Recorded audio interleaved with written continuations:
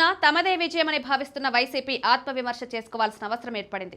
తదుపరి తమదే ప్రభుత్వమని ఆశలుండొచ్చు, అంచనాలు కూడా పెట్టుకోవచ్చు. కానీ గత ఎన్నికలకు ముందున్న పరిస్థితుల కన్నా ఇప్పుడు టీడీపీ పుంజుకోవడంతో పాటు ప్రజలకు అందిస్తున్న సంక్షేమం వంటివి కూడా కలిసి వస్తున్నాయి.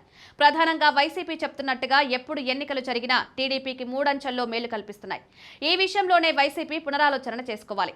కూటమి ప్రభుత్వంపై గతంలో వైసీపీ చేసిన విమర్శలు ఇప్పుడు తుడిచిపెట్టుకుని పోతున్నాయి. చంద్రబాబు వస్తే సంక్షేమం ఆగిపోతుందని, ఆయన పేదలను పట్టించుకోరన్నారు. అంతేకాదు మేనిఫెస్టోను కూడా మర్చిపోతారని జగన్ వ్యాఖ్యానించారు.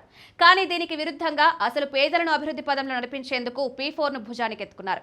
దీనికి సాకారం చేయడం ద్వారా వచ్చే 4 ఏళ్లలో 20 లక్షల కుటుంబాలను ఆర్థికంగా పైకి తీసుకురానున్నారు. ఇతర పథకాలు కూడా అమలు చేస్తున్నారు. దీంతో టీడీపీపై ఉన్న వైసీపీ ముద్ర తుడిచేయనున్నారు. వైసీపీలో లేనిది టీడీపీకి ఉన్నది కూడా పవన్ ఇమేజ్. గత ఎన్నికల్లో వైసీపీని నిలువులా దెబ్బతీసింది.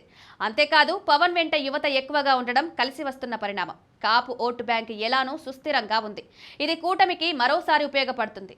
అంతేకాదు మరోసారి ఎన్నికలు జరిగినా 3 పార్టీలు కూటమిగానే ఎన్నికలకు వెన్ననున్నాయి. ఇది కూడా టీడీపీకి కలిసి వచ్చే పరిణామం.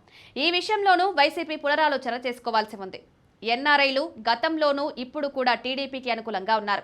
కూటమిని గత ఎన్నికలకు ముందు పరుగులు పెట్టించిన వర్గంలో ఎన్ఆర్ఐలది ప్రత్యేక పాత్ర అని చెప్పాలి. ఇప్పుడు కూడా వారి పాత్ర అలానే ఉంది. పైగా చంద్రబాబు అమరావతిని డెవలప్ చేయడంతో పాటు పెట్టుబడులకు పెద్దపీట వేస్తున్న నేపథ్యంలో మరింత మంది ఎన్ఆర్ఐలు టీడీపీకి సానుకూలంగా మారుతున్నారు. ఈ తరహా పరిస్థితి వైసీపీకి లేదు. ఇక అభివృద్ధి పరంగా కూడా కూటమి సర్కార్ పరుగులు పెడుతోంది.